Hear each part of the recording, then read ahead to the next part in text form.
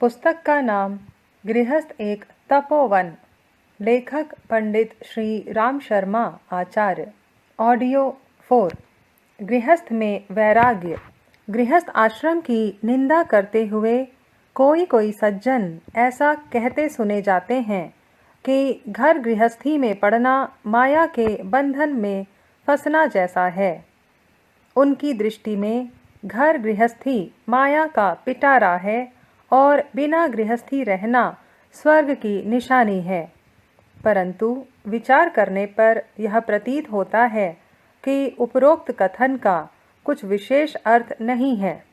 कारण यह है कि माया का बंधन बाहरी वस्तुओं या बाहरी मनुष्यों में नहीं वरन अपनी मनोवृत्तियों में है।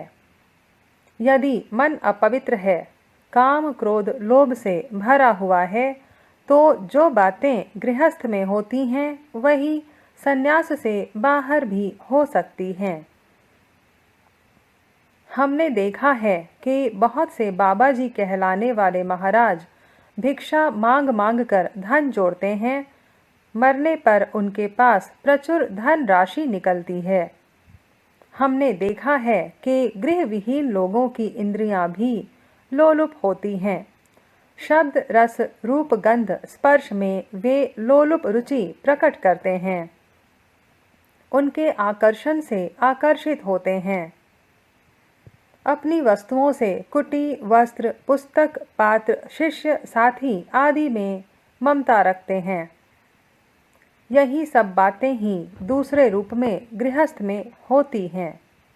वैराग्य त्याग विरक्ति इन महातत्वों का सीधा संबंध अपने मनोभावों से है।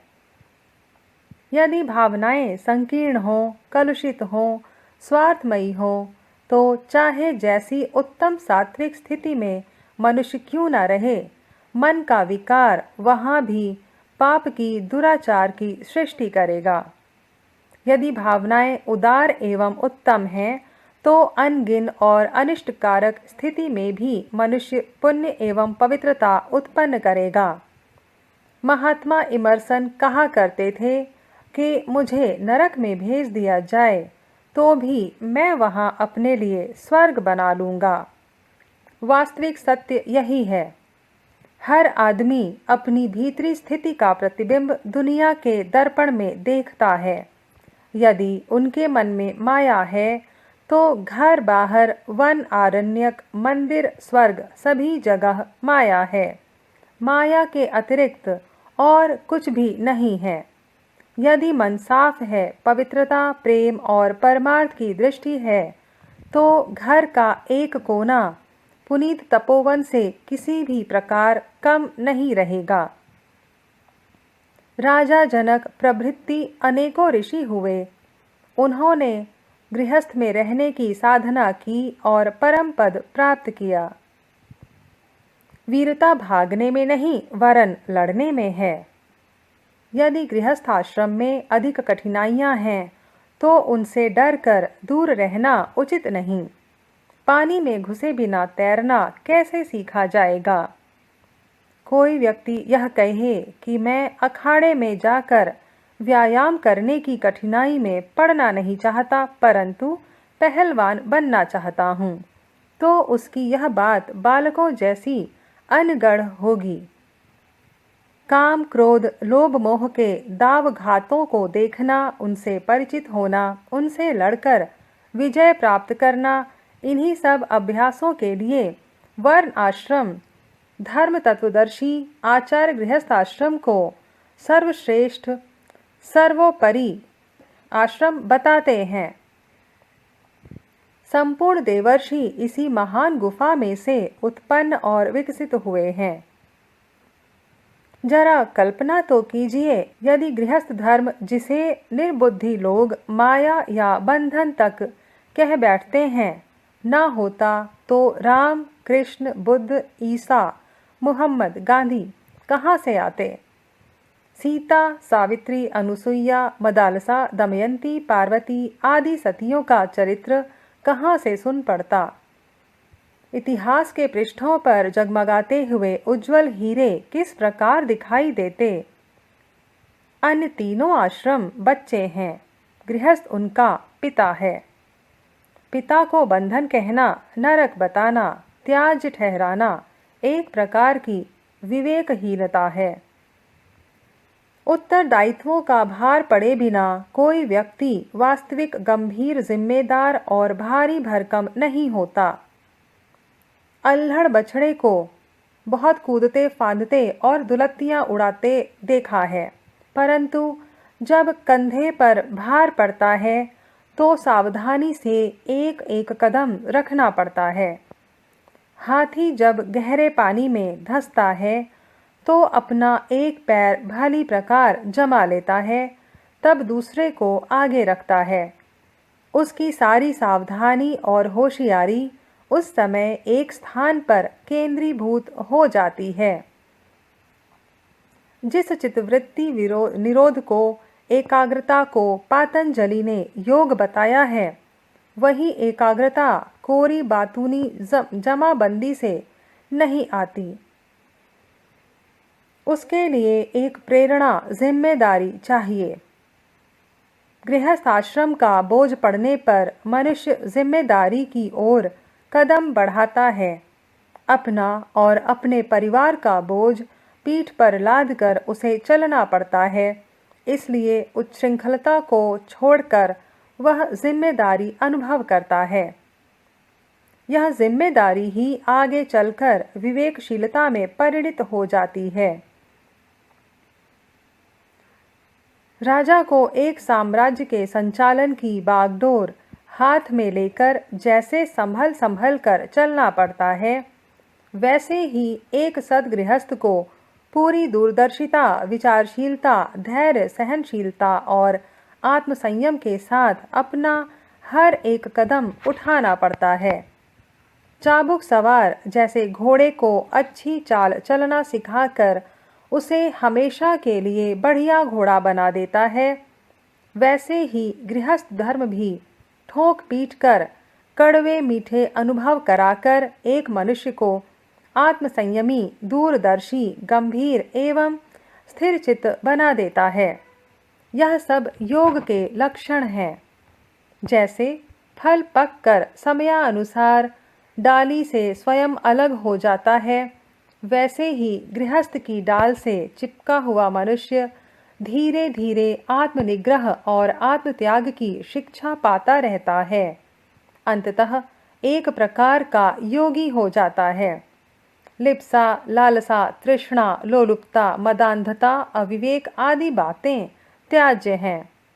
यह बुरी बातें गृहस्थ आश्रम में भी हो सकती हैं और अन्य आश्रमों में भी। इसलिए गृहस्थ आश्रम त्यागने योग्य नहीं, वरन अपनी कुवासनाएं ही त्यागने योग्य हैं। दृष्टिकोण का परिवर्तन। इस बात को भली प्रकार समझ रखना चाहिए कि योग का अर्थ अपनी तुच्छता, संकीर्णता को महानता, उदारता और विश्वबंधुत्व में जोड़ देना है। अर्थात स्वार्थ को परिशोधन करके उसे परमार्थ बना लेना है। इस उद्देश्य की पूर्ति के लिए असंख्य प्रकार के योगों की साधनाएं की जाती हैं। उन्हीं में से एक गृहस्थ योग की साधना है। अन्य साधनाओं की अपेक्षा यह अधिक सुखद और स्वाभाविक है। इसलिए आचार्यों ने गृहस्थ योग का दूसरा नाम सहज योग भी रखा है। महात्मा कबीर ने अपने पदों में सहज योग की बहुत चर्चा और प्रशंसा की है। किसी वस्तु को समुचित रीति से उपयोग करने पर वह साधारण होते हुए भी बहुत बड़ा लाभ दिखा देती है, और कोई वस्तु उत्तम होते हुए भी यदि उसका दुरुपयोग किया जाए तो वह हानिकारक हो जाती है। दूध जैसे उत्तम पौष्टिक पदार्थ को भी यदि अविधि पूर्वक सेवन किया जाए तो वह रोग और मृत्यु का कारण बन सकती है। इसके विपरीत यदि जहर को भी उचित रीति से शोधन मारन करके काम में लाया जाए तो वह अमृत के समान रसायन का काम देता है। गृहस्थ आश्रम के संबंध में भी यही बात है। यदि उचित दृष्टिकोण के साथ आचरण किया तो गृहस्थ आश्रम में रहते हुए भी ब्रह्म निर्वाण प्राप्त किया जा सकता है, जैसा कि अनेक ऋषि, महात्मा, योगी और तपस्वी पूर्व काल में प्राप्त कर चुके हैं। आजकल गृहस्थों को दुख, चिंता, रोग, शोक आदि व्याधि, पाप ताप में ग्रसित अधिक देखा जाता है। इससे ऐसा अनुमान न लगाना चाहिए कि इसका कारण गृहस्थ आश्रम है। यह तो मानसिक विकारों का, कुविचार और कुसंस्कारों का फल है। दूषित मनोवृत्तियों के कारण हर एक आश्रम में, हर एक वर्ण में, हर एक देश में ऐसे ही संकट, दुख उपस्थित होंगे। इसके लिए बेचारे गृहस्थ आश्रम को दोष देना बेकार है। यदि यह वास्तव में दूषित, त्याज्य या तुच्छ होता तो संसार के महापुरुषों, अवतारों और युग निर्माताओं ने इसे अपने को अलग रखा होता। किंतु हम देखते हैं कि विश्व की महानता का करीब करीब समस्त इतिहास गृहस्थ आश्रम की धुरी पर केंद्रीभूत हो रहा है। आत्मीयता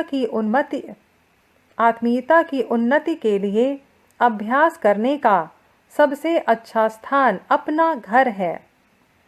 नट अपने घर के आंगन में कला खेलना सीखता है। बालक अपने घर में खड़ा होना और चलना फिरना सीखता है। योग की साधना भी घर से ही आरंभ होनी चाहिए।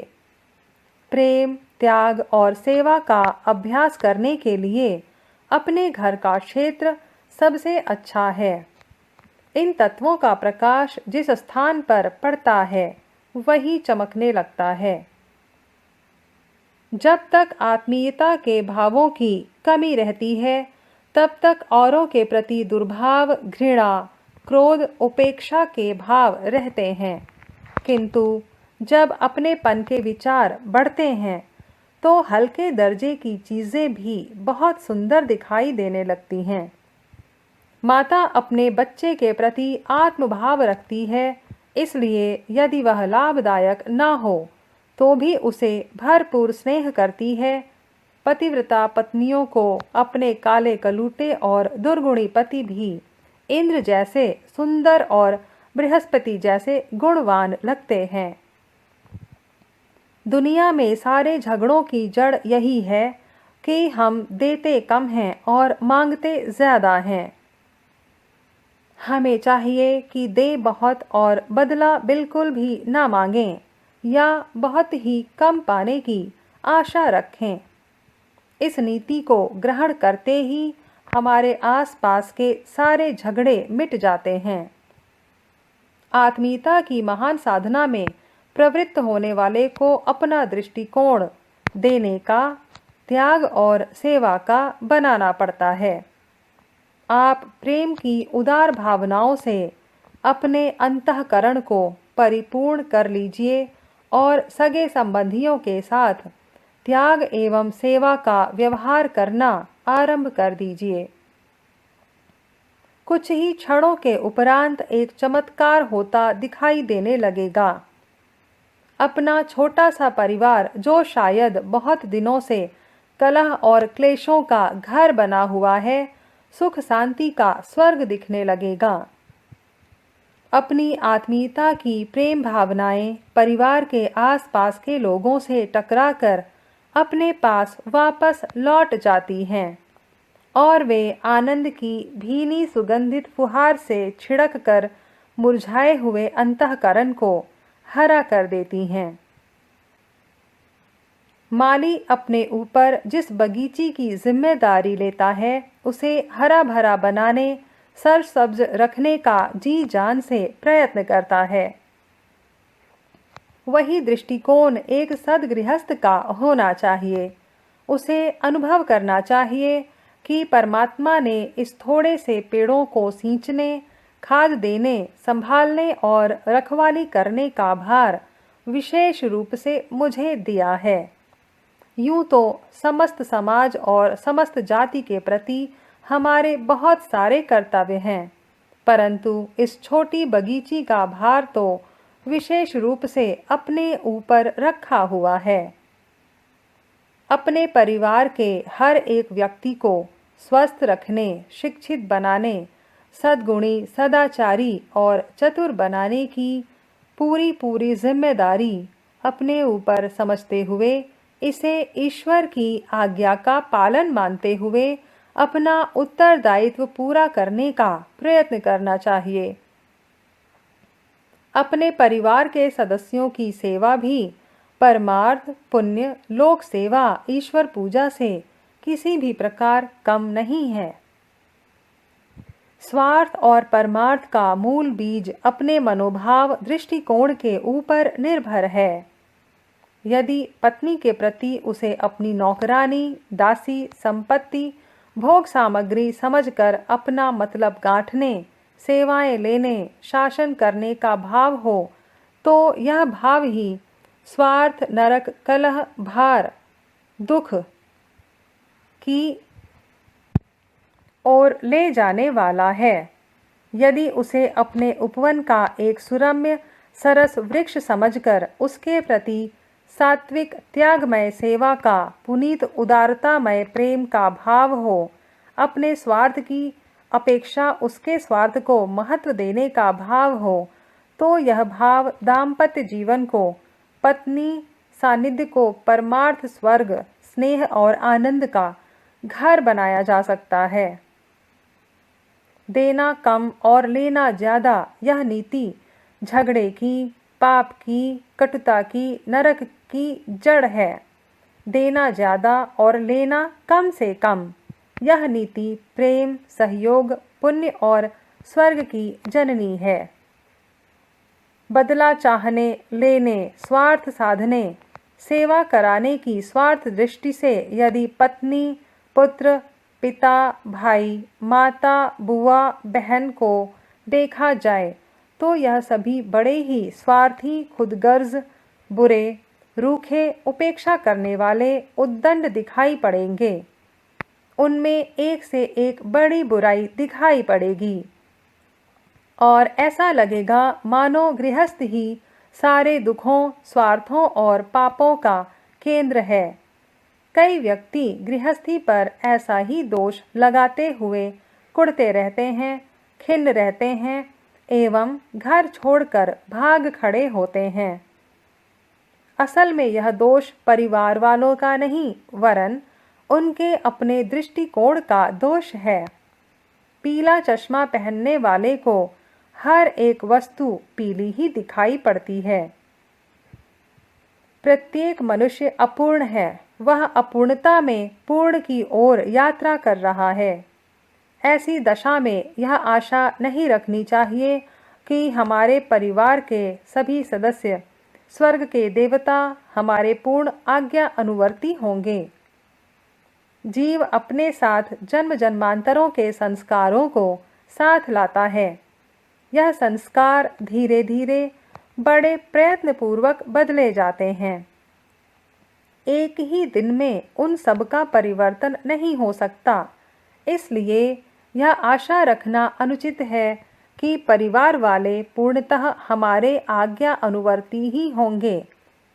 उनकी त्रुटियों को सुधारने में, उन्हें आगे बढ़ाने में, उन्हें सुखी बनाने में संतोष प्राप्त करने का अभ्यास डालना चाहिए। अपनी इच्छाओं की पूर्ति से सुखी होने की आशा करना इस संसार से एक असंभव मांग करना है। दूसरे लोग हमारे लिए यह करें, परिवार वाले इस प्रकार का हमसे व्यवहार करें, इस बात के ऊपर अपनी प्रसन्नता को केंद्रित करना एक बड़ी भूल है। ऐसी भूल को जो लोग करते हैं, उन्हें गृहस्थ के आनंद से प्रायः पूर्णतः वंचित ही रहना पड़ता है। स्मरण रखिए, गृहस्थ का पालन करना एक प्रकार के योग की साधना करना है। इसमें परमार्थ, सेवा, प्रेम, सहायता, त्याग, उदारता और बदला पाने की इच्छा से विमुखता, यही दृष्टिकोण प्रधान है। जो इसे धारण किए हुए हैं वही ब्राह्मी स्थिति में हैं।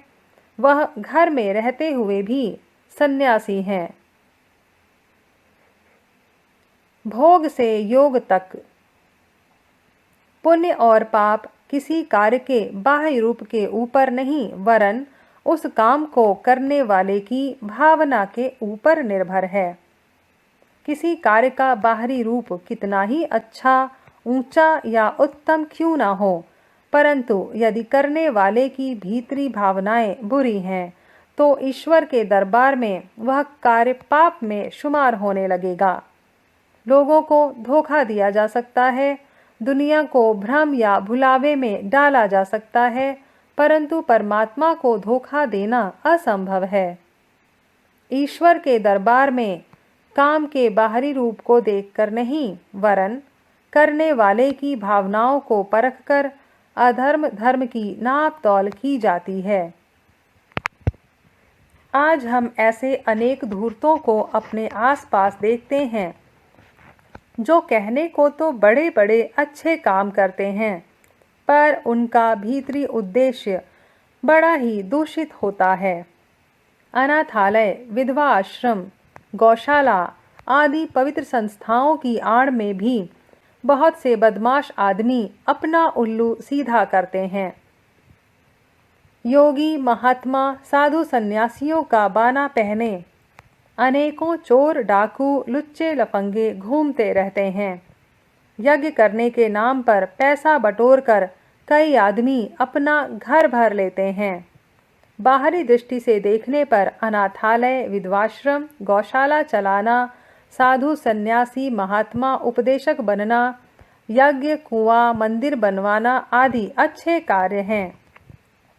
इनको करने वालों को पुण्य फल मिलना चाहिए, परंतु वास्तविक बात तो यह है कि यदि करने वाले की भावनाएं विकृत हैं तो यह अच्छे काम भी उसकी मुख्य संपदा में कुछ वृद्धि नहीं कर सकेंगे। वह व्यक्ति अपने पापमय विचारों के कारण पापी ही बनेगा। पाप का नरकमय दंड ही उसे प्राप्त होगा। यदि कोई आदमी साधारण काम करता है, मामूली व्यक्तियों की तरह जीवन यापन करता है, किंतु उन साधारण कार्यों में भी उद्देश्य, मनोभाव और विचार ऊंचे रखता है, तो वह साधारण काम भी तपस्या जैसा पुण्य फलदायक हो जाता है। यहीं तक नहीं, बल्कि यहाँ तक भी होता है कि बाहर से दिखने वाले अधर्मयुक्त कार्य भी यदि सद्भाव से किए जाते हैं तो वे भी धर्म बन जाते हैं। जैसे हिंसा करना, किसी के प्राण लेना, हत्या या रक्तपात करना प्रत्यक्ष पाप है, परंतु आतताई दुष्ट और दुरात्माओं से संसार की रक्षा करने की सद्भावना से यदि दुष्टों को मारा जाता है तो वह पाप नहीं वरन पुण्य बन जाता है। भगवान कृष्ण ने अर्जुन को युद्ध के लिए प्रोत्साहित करके हजारों मनुष्यों को मरवा डाला, पर इससे अर्जुन या कृष्ण को कुछ पाप नहीं लगा। राम रावण युद्ध में बड़ा भारी जनसंहार हुआ, परंतु उन दुष्टों को मारने वाले पापी या हत्यारे नहीं कहलाए। यहाँ हिंसा प्रत्यक्ष है तो भी हिंसा करने वाले सद्भावना युक्त थे, इसीलिए उनके कार्य पुण्यमय ही हुए। इसी प्रकार झूठ, चोरी, छल आदि भी समयानुसार सउद्देश्य से किए जाने पर धर्ममय ही होते हैं। उन्हें करने वाले को पाप नहीं लगता वरन पुण्य फल ही प्राप्त होता है। उपरोक्त पंक्तियों को पढ़कर पाठकों को किसी भ्रम में नहीं पड़ना चाहिए। हम सत्कर्मों की निंदा या असत कार्यों की प्रशंसा नहीं कर रहे। हमारा तात्पर्य तो केवल यह कहने का है कि काम का बाहरी रूप कैसा है। इससे दुनिया की स्थूल दृष्टि ही कुछ समय के लिए चकाचौंध में पड़ सकती है, पर परमात्मा प्रसन्न नहीं हो सकता। आत्मा और परमात्मा के समक्ष तो भावना प्रधान है। संसार के लोगों की सूक्ष्म बुद्धि भी भावना को महत्व देती है। यदि किसी ने अपने किसी स्वार्थ साधन के लिए कोई प्रीति भोज दिया हो या और कोई ऐसा काम किया हो, तो जब लोगों को असली बात का पता चलता है तो लोग उसकी चालाकी के लिए मन ही मन मुस्कुराते हैं, कनखियाँ लेते हैं और मस्खरी उड़ाते हैं। धर्मात्मा की बजाय उसे चालाक ही समझा जाता है। अब दूसरी ओर चलिए। किसी आदमी द्वारा भूल से, मजबूरी से या गैर जानकारी से कोई अनुचित बात हो जाती है और जानकारी होने पर पता चलता है तो उस अनुचित बात के लिए भी उसे क्षमा कर दिया जाता है। अदालतें भी अपराधी की नीयत पर मुख्यतः ध्यान रखती हैं। यदि अपराधी की नीयत बुरी ना साबित हो तो अपराधी को कठोर दंड का भागी नहीं बनना पड़ता। जीवन के हर काम की अच्छाई बुराई कर्ता की भावना के अनुरूप होती है। जीवन भले ही सादा हो, पर यदि विचार उच्च हैं तो जीवन भी उच्च ही माना जाएगा। रुपये, पैसे या काम के बड़े आडंबर से पुण्य फल का विशेष संबंध नहीं है। एक अमीर आदमी रुपये के बल से बड़े बड़े ब्रह्मभोज, पूजा पाठ, तीर्थ यात्रा, कथा पुराण, मंदिर, मठ, कुआं, बावड़ी, सदाव्रत, यज्ञ, हवन आदि की व्यवस्था आसानी से कर सकता है। 10 लाख रुपए अनुचित रीति से कमाकर 10,000 रुपए इस प्रकार के कार्यों में लगाकर धर्मात्मा बनता है। दूसरी ओर गरीब आदमी जो ईमानदारी की मेहनत मजदूरी करता है, वो थोड़े से पैसे कमाता है जिससे कुटुंब का भरण पोषण कठिनाई से हो पाता है, बचता कुछ भी नहीं। ऐसी दशा में वो बेचारा भला ब्रह्मभोज, तीर्थ यात्रा, यज्ञ अनुष्ठान आदि की व्यवस्था किस प्रकार से कर सकेगा? यदि वह नहीं कर पाता है तो क्या वो धर्महीन ही रह जाएगा? क्या दुनिया की भौतिक चीज़ों की भांति ही पुण्य फल भी रुपयों से ही खरीदा जाता है? इन प्रश्नों की मीमांसा करते हुए पाठकों को यह बात भली प्रकार हृदयंगम कर लेनी चाहिए कि पुण्य का पैसे से कोई संबंध नहीं है। पुण्य तो भावना से खरीदा जाता है। आध्यात्मिक क्षेत्र में रुपये की तूती नहीं बोलती है, वहाँ तो भावना की ही प्रधानता है। दंभ, अहंकार, नामबरी, वाहवाही, पूजा प्रतिष्ठा के प्रदर्शन के लिए धर्म के नाम पर करोड़ों रुपए खर्च करने पर भी उतना पुण्यफल नहीं मिल सकता जितना कि आत्मत्याग, श्रद्धा एवं सच्चे अंतःकरण से रोटी का टुकड़ा देने पर प्राप्त होता है। स्मरण रखिए, सोने की सुनहरी चमक और चांदी की मधुर चमचमाहट आत्मा को ऊंची उठाने में कुछ विशेष सहायक नहीं होती। आत्मिक क्षेत्र में गरीब और अमीर का दर्जा बिल्कुल ही बराबर है। वहाँ सबके पास समान वस्तु है, समान साधन है। भावना हर गरीब अमीर को प्राप्त है। उसी की अच्छाई बुराई के ऊपर पुण्य पाप की सारी दारोमदार है। घटनाओं का घटाटोप, चौंधिया देने वाला प्रदर्शन, बड़े बड़े कार्यों के विराट आयोजन, रंगीन बादलों से बने हुए आकाश चित्रों की भांति मनोरंजक तो हैं, पर उनका अस्तित्व कुछ भी नहीं है। सच्चे हृदय से किए हुए एक छोटे से और तुच्छ दिखने वाले कार्य का जितना महत्व है, उतना दमपूर्वक किए हुए बड़े भारी आयोजन का किसी प्रकार नहीं हो सकता। भावना को सच्चाई और सात्विकता के साथ आत्मत्याग और कर्तव्य पालन, यही धर्म का पैमाना है। इस भावना से प्रेरित होकर काम करना ही पुण्य है। सद्भावना जितनी ही प्रबल होगी, आत्मत्याग उतना ही बड़ा होगा। पैसे वाला अपने पैसे को जी खोलकर सत्कार्य में लगाएगा, उसी प्रकार गरीब के पास जो भी साधन है उसको वह ईमानदारी से खर्च करेगा। लोग ऐसा समझते हैं कि धर्म भावना के लिए, पुण्य फल प्राप्त करने के लिए, आत्मोन्नति के लिए, ईश्वर प्राप्ति के लिए स्वर्ग या मुक्ति की उपलब्धि के लिए किन्हीं विशिष्ट, विचित्र या असाधारण कार्यों का आयोजन करने की आवश्यकता होती है। अमुक प्रकार की वेशभूषा, अमुक प्रकार का रहन सहन, अमुक प्रकार का साधन भक्तिप्रद है, यह मानना बिल्कुल ही गलत है।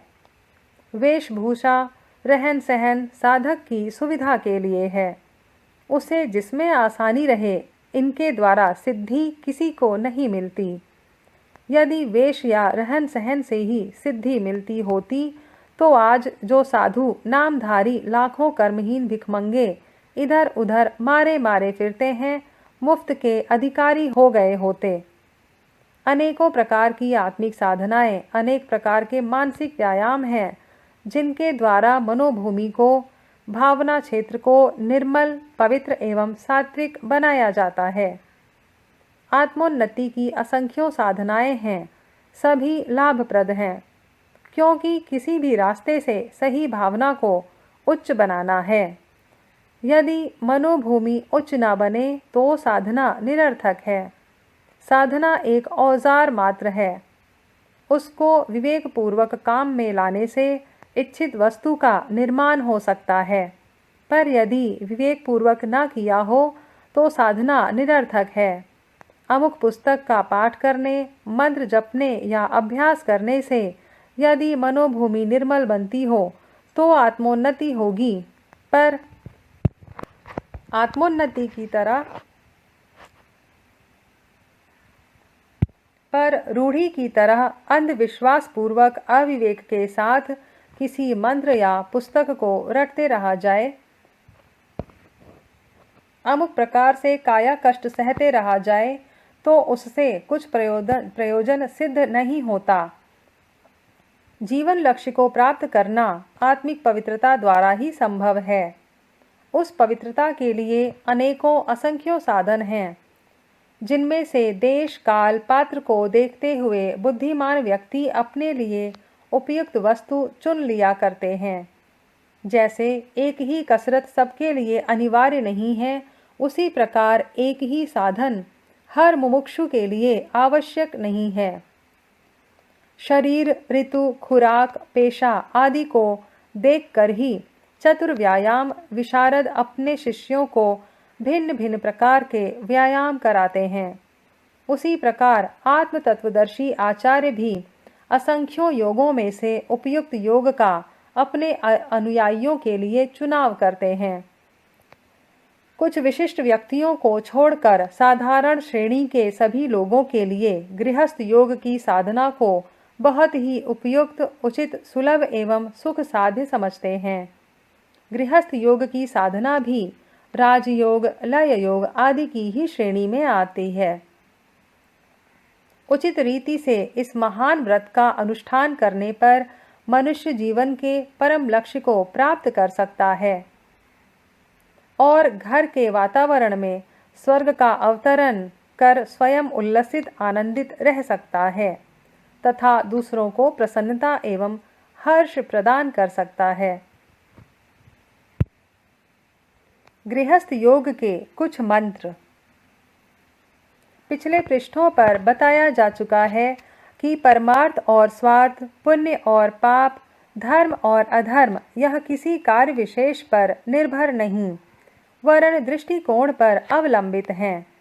दुनिया का स्थूल बुद्धि कार्यों का रूप देखकर उसकी अच्छाई बुराई का निर्णय करती है, परंतु परमात्मा के दरबार में काम के बाहरी रूप का कुछ महत्व नहीं, वहाँ तो भावना ही प्रधान है। भावना का आरोपण मनुष्य की आंतरिक पवित्रता से संबंधित है। बनावट, धोखेबाजी और प्रवंचना बाहर तो चल सकती है, पर अपनी आत्मा के सामने नहीं चल सकती। अंतःकरण स्वयं ही जान लेता है कि अमुक कार्य किस दृष्टिकोण से किया जा रहा है। वहाँ कोई छिपाव या दुराव काम नहीं दे सकता, वरन जो बात सत्य है वही मनोभूमि में स्वच्छ पट्टिका पर स्पष्ट रूप से अंकित होती है। जिस कार्य प्रणाली के द्वारा अंतःकरण में आत्मत्याग, सेवा, प्रेम एवं सद्भाव का संचार होता हो, वह कार्य सच्चा और पक्का परमार्थ है। यह कार्य निसंदेह स्वर्ग और मुक्ति की ओर ले जाने वाला होगा, चाहे उस कार्य का बाह्य रूप कैसा ही साधारण या असाधारण, सीधा या विचित्र, छोटा या बड़ा क्यों ही ना हो। गृहस्थ संचालन के संबंध में भी दो दृष्टिकोण हैं। एक तो ममता, मालिकी, अहंकार और स्वार्थ का, दूसरा आत्मत्याग, सेवा, प्रेम और परमार्थ का। पहला दृष्टिकोण बंधन, पतन, पाप और नरक की ओर ले जाने वाला है। दूसरा दृष्टिकोण मुक्ति, उत्थान, पुण्य और स्वर्ग को प्रदान करता है। शास्त्रकारों ने, संत पुरुषों ने जिस गृहस्थ की निंदा की है, बंधन बताया है और छोड़ देने का आदेश दिया है, वह आदेश स्वर्गमय दृष्टिकोण के संबंध में है। परमार्थमय दृष्टिकोण का गृहस्थ तो अत्यंत उच्च कोटि का आध्यात्मिक साधना है। उसे तो प्रायः सभी ऋषि, मुनि, महात्मा, योगी, यति तथा देवताओं ने अपनाया है और उसी की सहायता से आत्मोन्नति का मार्ग प्रशस्त किया है। इस मार्ग को अपनाने से उनमें से न तो किसी को बंधन में पड़ना पड़ता है और न ही नरक को जाना पड़ता है। यदि गृहस्थ बंधन कारक है, नरकमय है, तो उससे पैदा होने वाले बालक पुण्यमय कैसे होते। बड़े बड़े योगी यति इस मार्ग को क्यों अपनाते। निश्चय ही गृहस्थ धर्म एक परम पवित्र, आत्मोन्नति कारक, जीवन को विकसित करने वाला धार्मिक अनुष्ठान है, एक सत समन्वित आध्यात्मिक साधना है। गृहस्थ का पालन करने वाले व्यक्ति को ऐसी हीन भावना मन में लाने की कुछ भी आवश्यकता नहीं है कि वह अपेक्षाकृत नीचे स्तर पर है या आत्मिक क्षेत्र में पिछड़ा हुआ है या कमज़ोर है। अविवाहित जीवन और वैवाहिक जीवन में वस्तुतः कोई अंतर नहीं। यह अपनी अपनी सुविधा, रुचि और कार्य प्रणाली की बात है। जिसमें सुविधा पड़ती हो वो वैसा करे। जिसका कार्यक्रम देशाटन का हो, उन्हें स्त्री बच्चों का झंझट पालने की आवश्यकता नहीं, परंतु जिन्हें एक स्थान पर रहना हो उसके लिए विवाहित होने में ही सुविधा है। इसमें पिछड़े हुए और बढ़े हुए की कुछ चीज़ नहीं, दोनों का दर्जा बिल्कुल बराबर है। मानसिक स्थिति और कार्य प्रणाली के आधार पर तुच्छता और महानता होती है। जहाँ भी ऊंचा दृष्टिकोण होगा वहीं महानता भी होगी। जीवन का परम लक्ष्य आत्मा को परमात्मा में मिला देना है। व्यक्तिगत स्वार्थ को प्रधानता न देते हुए लोकहित की भावना से काम करना, यही आध्यात्मिक साधना है। इस साधना को क्रियात्मक जीवन में लाने के लिए भिन्न भिन्न तरीके हो सकते हैं। उन तरीकों में से एक तरीका गृहस्थ योग भी है। बालक घर में से ही प्रारंभिक क्रियाएं सीखता है। जीवन के लिए जितने काम चलाऊ ज्ञान की आवश्यकता है, उनका आधे से अधिक भाग घर में ही प्राप्त होता है। हमारी आत्मिक साधना भी घर से आरंभ होनी चाहिए। जीवन को उच्च, उन्नत, संस्कृत, संयमित, सात्विक, सेवामय एवं परमार्थपूर्ण बनाने की सबसे अच्छी प्रयोगशाला अपना घर ही हो सकता है। स्वाभाविक प्रेम, उत्तरदायित्व, कर्तव्य पालन, परस्पर अवलंबन, आश्रय स्थान, स्थिर क्षेत्र, लोकलाज आदि अनेक कारणों से यह क्षेत्र ऐसा सुविधाजनक हो जाता है कि आत्मत्याग और सेवामय दृष्टिकोण के साथ काम करना इस क्षेत्र में अपेक्षाकृत सरल हो जाता है। गृहस्थ योग के साधक के मन में यह विचारधारा चलती रहनी चाहिए कि यह परिवार मेरा साधना क्षेत्र है।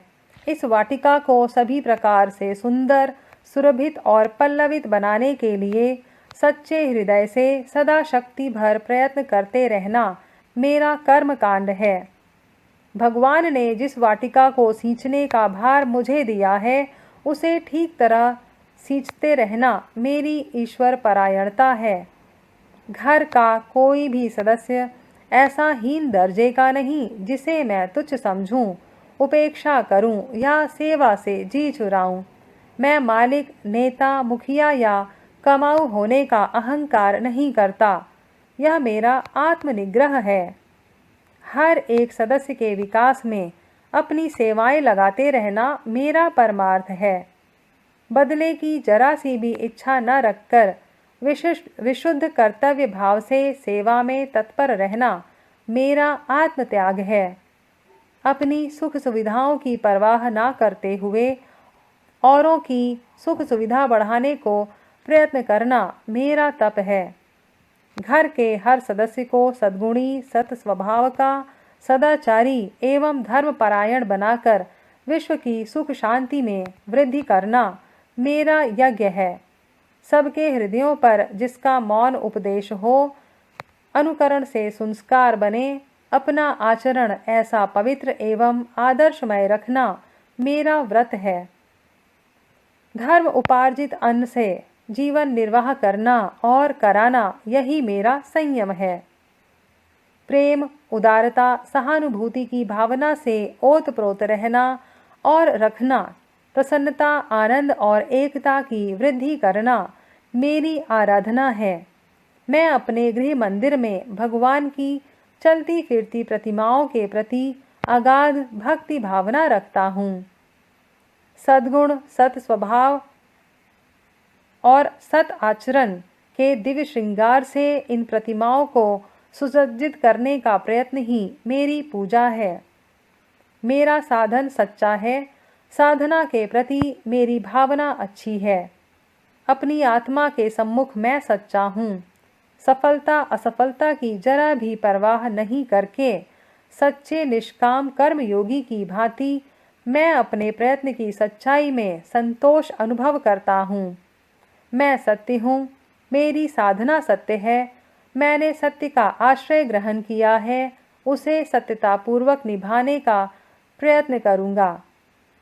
उपरोक्त मंत्र हर गृहस्थ योगी को भली प्रकार हृदयंगम कर लेना चाहिए। दिन में कई बार इस मंत्र को दोहराना चाहिए।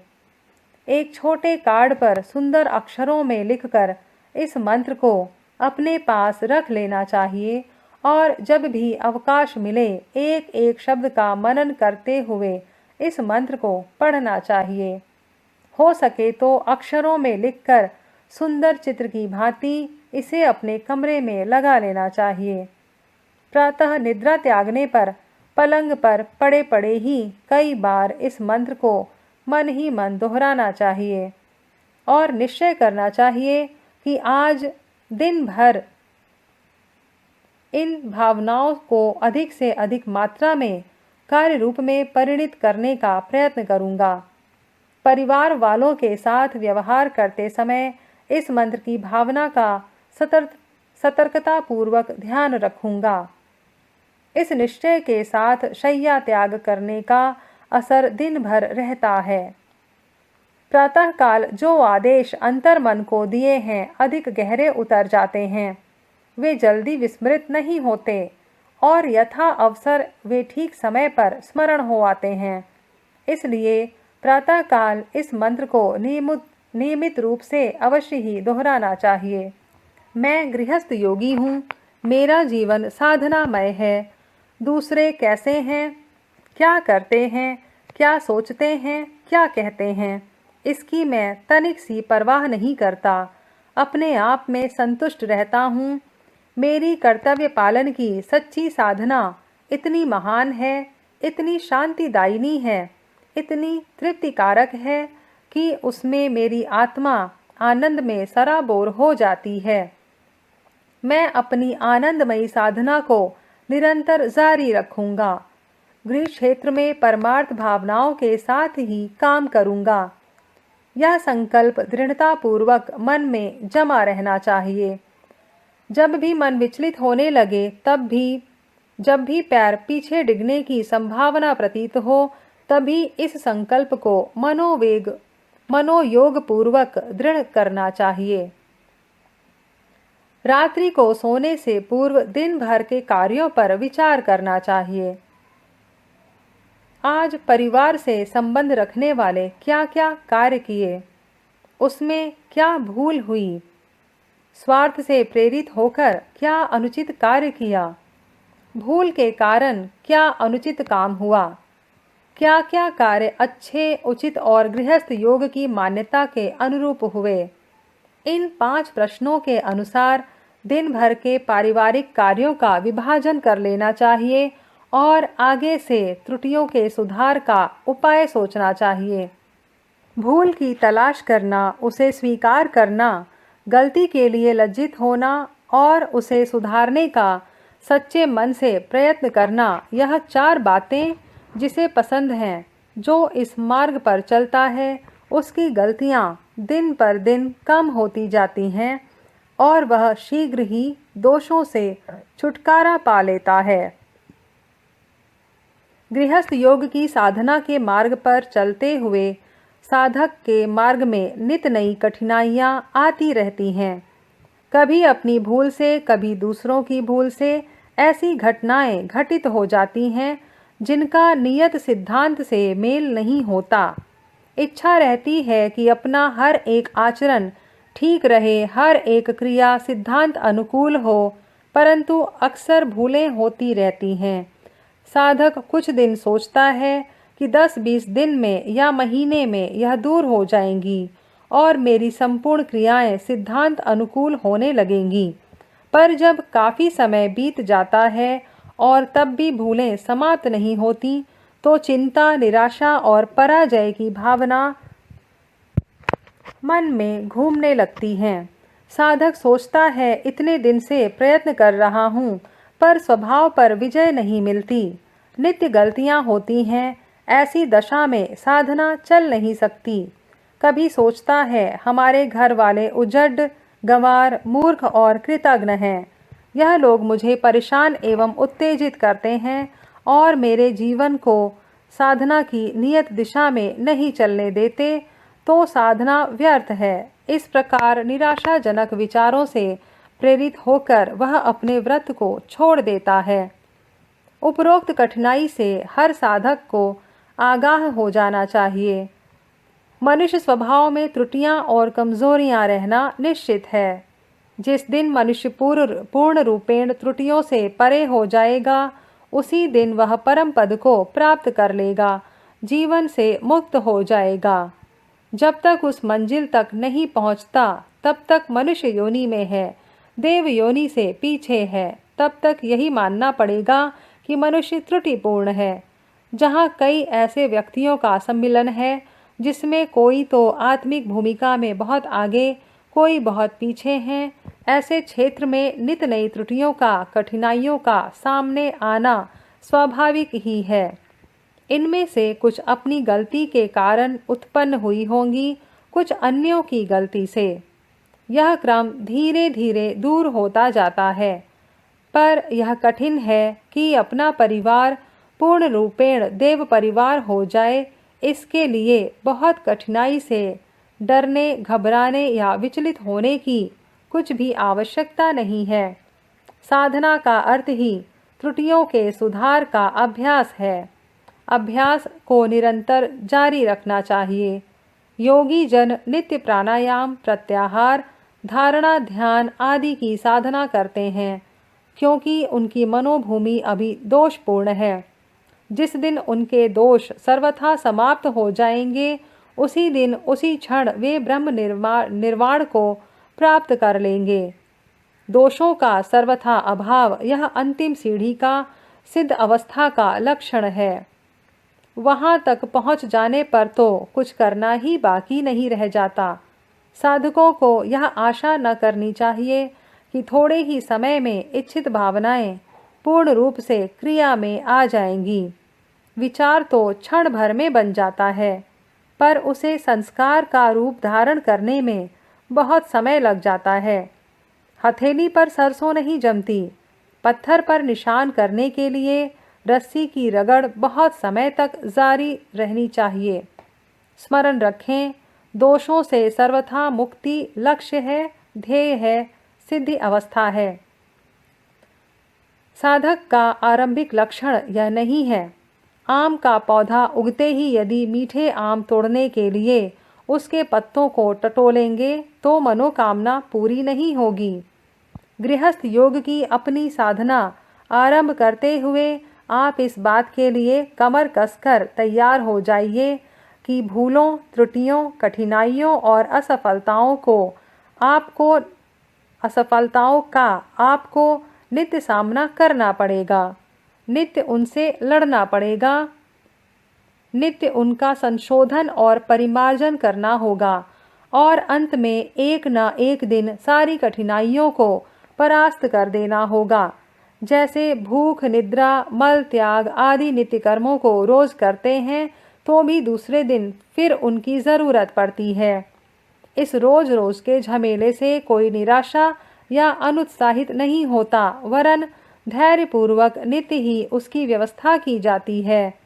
इसी प्रकार गृहस्थ योग की साधना में अपनी या दूसरों की कमजोरी से जो भूले हों उनसे डरना या निराश नहीं होना चाहिए, वरन अधिक दृढ़ता एवं उत्साह से परिमार्जन एवं धैर्यपूर्वक प्रयत्न करने रहना चाहिए।